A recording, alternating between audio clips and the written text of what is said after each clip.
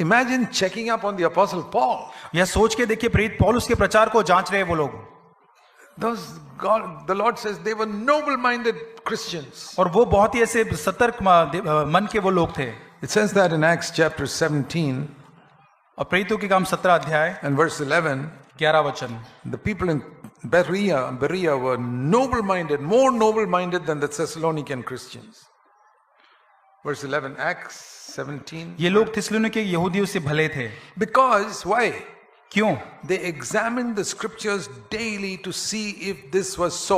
और वो प्रतिदिन वो वचन को जांचते थे ये देखने के लिए कि इसमें सत्य है या नहीं. Those days they didn't sit with the Bible in the meeting like us. और वो मीटिंग में आके इस प्रकार बाइबल लेकर नहीं बैठते If थे. they had a Bible, then Paul could have quoted a reference. They could see it immediately. अगर बाइबल होता तो बाइबल पौलुस कुछ वचन बोलता तुरंत वहां पर There देखते was no उसे. printed Bible those और days. प्रिंटेड वचन नहीं था. So Paul said something. और पौलुस ने कुछ कहा वहां, How to check up whether it's right or wrong. और कैसे उसको जांचना है वो सही या गलत है. That was a Saturday they had the meetings. और वो हर शनिवार को वो सभा होती थी. So Sunday evening these people will go to the synagogue. और रविवार को शायद वहां शाम को वो मंदिर में जाते थे. Ask the rabbi, please turn to that verse which Paul quoted. और वो रबाई को कहते होंगे कि जो पौलुस ने जो वचन का उसको निकाल के There's only दिखाना. one Bible in the town, और एक ही शहर के अंदर एक ही बाइबल है, handwritten in the synagogue. हाथ से लिखा हुआ मंदिर में है. And they would read it, और वो पढ़ेंगे and they would meditate on it and think about it. और मनन करेंगे, सोचेंगे, Come back next day, और दूसरे दिन वापस show आएंगे. me another verse that Paul quoted. और पौलुस दूसरा कोई वचन बताता है. And like that they checked through the whole week.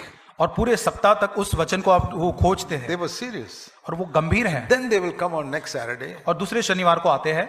Praise the Lord, Paul. We agree with you now. और फिर पौलुस से आकर कहते हैं प्रभु की स्तुति हो, हम आपसे सहमत है That's पौलुस. why they are called noble-minded. और यहाँ पे इसलिए वो भले लोग कहे गए हैं. Are you noble-minded? क्या आप भले लोग हैं? Do you check the scriptures? और क्या आप वचन की जांच करते हैं?